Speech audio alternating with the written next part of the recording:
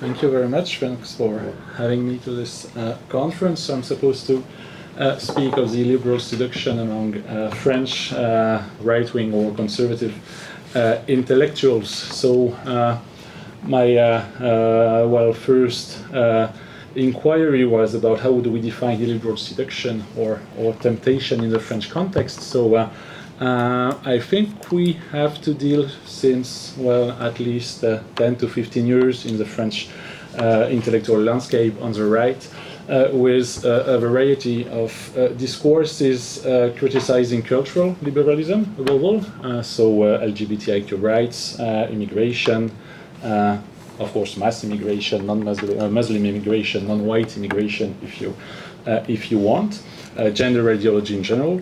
But also increasingly, so this is nothing new really in the French context, especially if you think of the history of the National Rally, formerly National Front.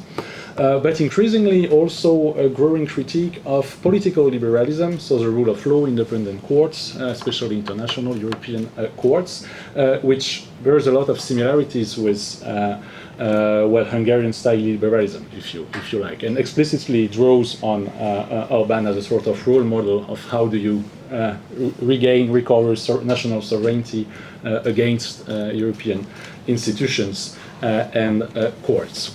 And of course, both types of critiques of liberalism in its cultural and political dimension converge in a strong stance in favor of a majoritarian and identitarian understanding of democracy, which is why I would argue it's probably better to speak of conservatism in terms of political ideology and of authoritarianism in terms of regime type instead of illiberalism. But I will leave the conceptual discussion aside for now.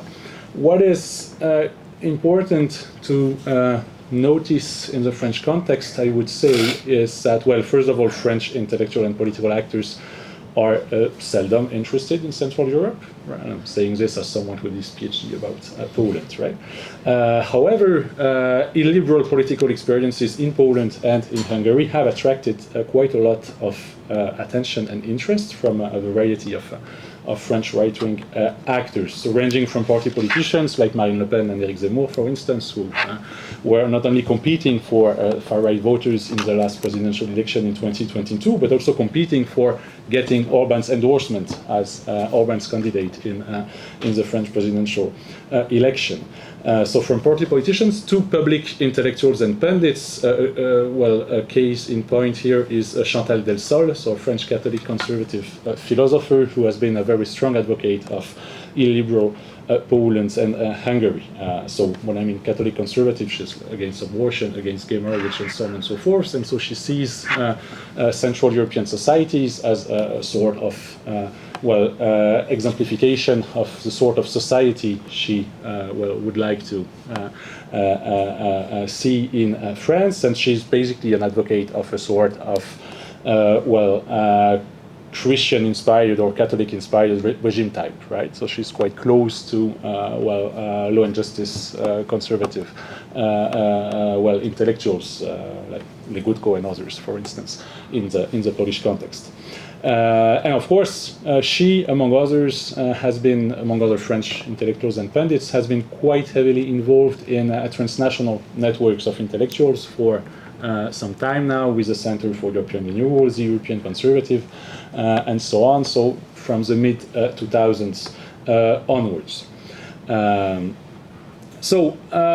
A few points are, I think, to take into consideration if we want to make sense of this illiberal seduction in the French context. The first one, I think, is the issue of the unification of the right, so the issue of the union des droites in French, since the political landscape on the right of the political spectrum is characterized by party fragmentation in France, right? We currently have several far-right parties. So the main one, as you know, is the National Rally of Marine Le Pen, with currently 122 members of the French Parliament, which is, both at the same time large, because they never had such a high number of parliamentary representatives, and not so much in the sense that we have 577 members of parliament, so they are still quite far from achieving a majority.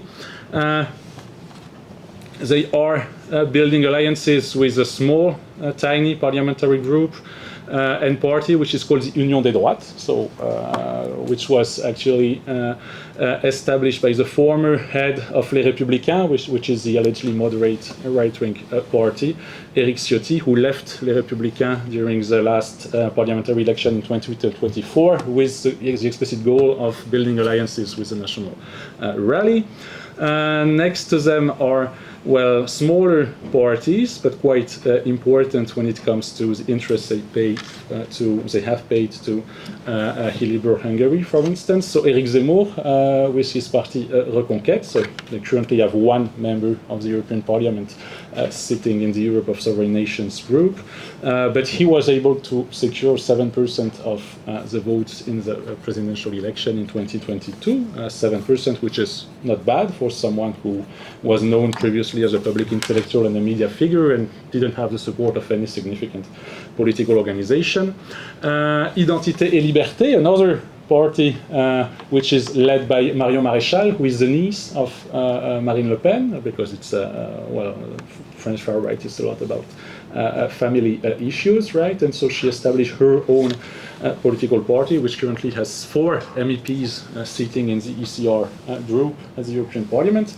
And of course, there is the issue of Les Républicains, which used to be the main right-wing party, and which is, well, slowly collapsing with 48 members of the French Parliament so far, and which is getting closer and closer to, well, more and more seduced by the idea of unification of the right under the hegemony of the National Rally. What is more interesting to us today, if we speak of intellectuals, is that there is actually a sort of common denominator to all these fragmented political parties, which is a sort of conservative intellectual scene, which is bringing them together, or bringing representatives of all these parties together during well, an array of public conferences, for instance, and advocating quite strongly in favor of this famous Union des Droites, which, well, maybe it's worth here coming back for a minute to history.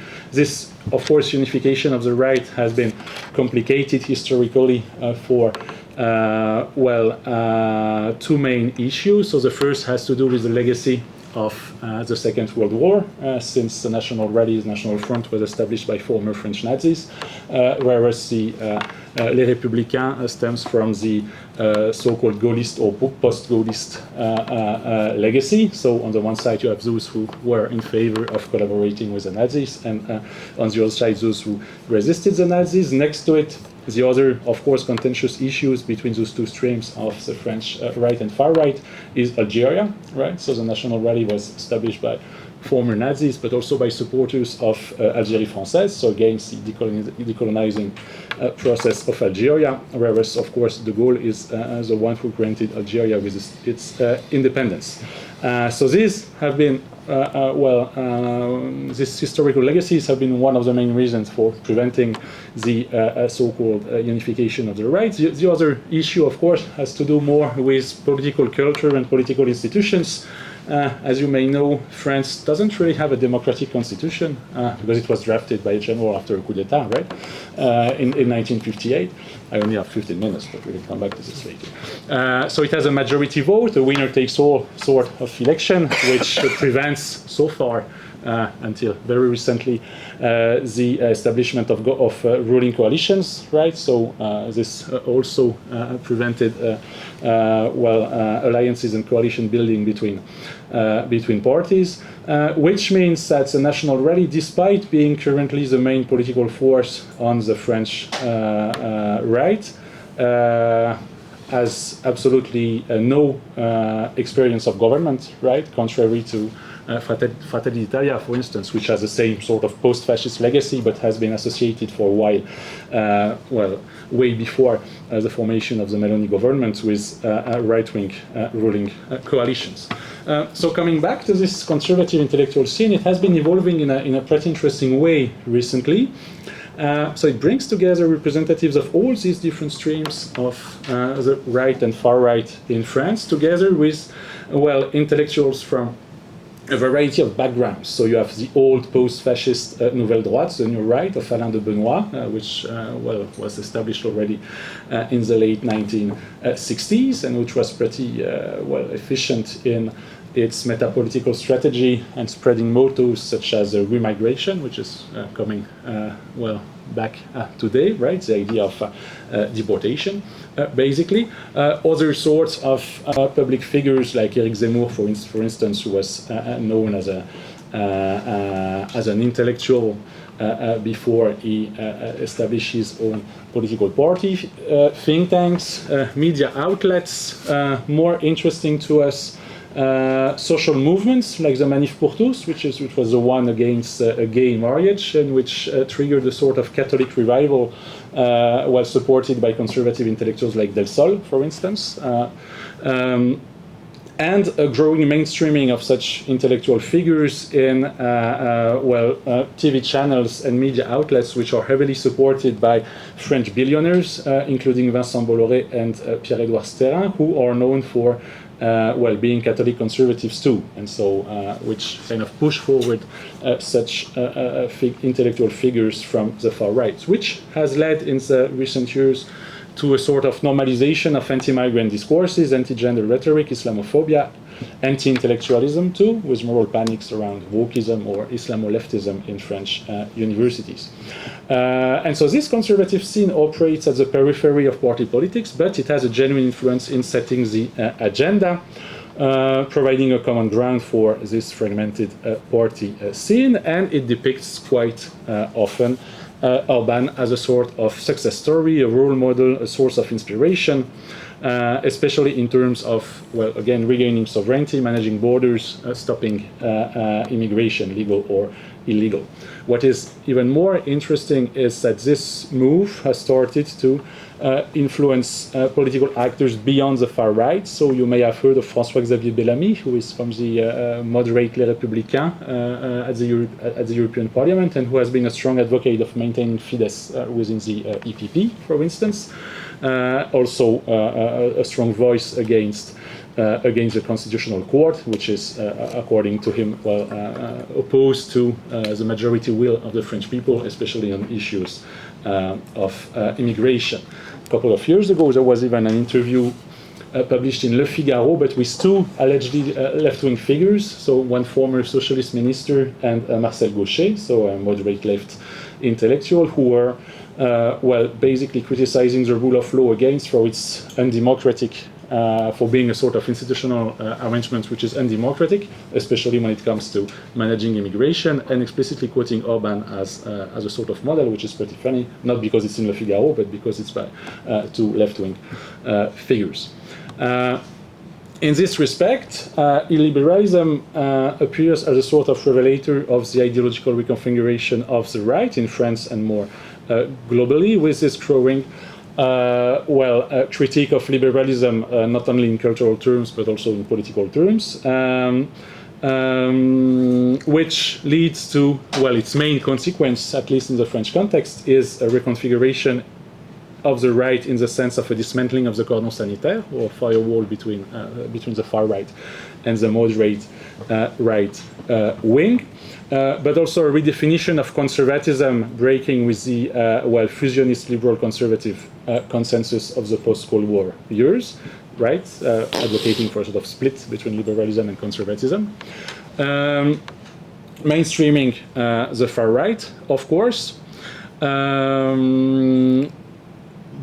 But the funny thing, I think, or the interesting point, is that this radicalization of conservatives and of conservatism goes together with the normalization of this sort of discourse and the normalization of the far right.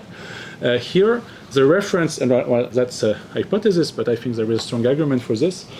My hypothesis is that Central European illiberal governments and a sort of fantasized vision of Hungarian Poland as the last strongholds of Western civilization have nurtured a more radical conservatism, while at the same time providing examples of respectable conservative policymakers not coming from fringe far-right movements with a fascist past, but from the moderate center-right of European politics, which has an important signification in the French context, where you see Orbán, but also Morawiecki for the Polish context, or Meloni, being depicted as softer role models than Putin or Trump, for instance, right? So quite explicitly, right? The other day, there was a Figaro journalist who is a sort of radical conservative on French public TV, saying, "Well, I'm not a Putin fan, right? What I want to do in France is what Orbán did in Hungary, right? So it's okay. It's democratic. It's not authoritarian. Authoritarianism is Russian, right? It's Eastern." So here, I think the transnational dimension is key, right? Because this sort of transnational networking of intellectuals, think tanks, civil society organizations, and so on, has been paramount to the circulation of discourses, of mottos, but also of a sort of transformation in the way conservative intellectuals, far-right intellectuals make their claims, right? Relying heavily on cultural capital, academic credentials, knowledge, and operating according to the most legitimate repertoire of contention in the international arena, which is expertise and think tanking, right?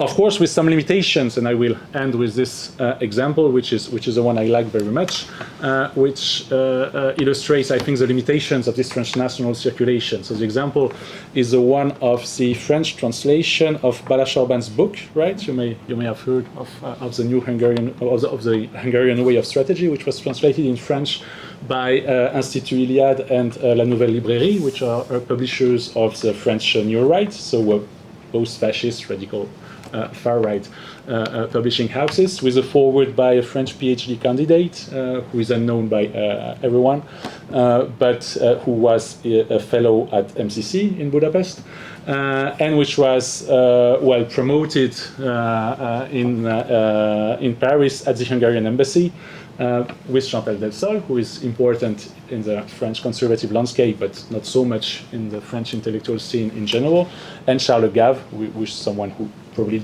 do not know, but who is a French billionaire known for funding different far-right initiatives, but also for his controversial racist public statements. So not necessarily the best, the most relevant spokespersons you could imagine to promote illiberalism à la Orbán in France.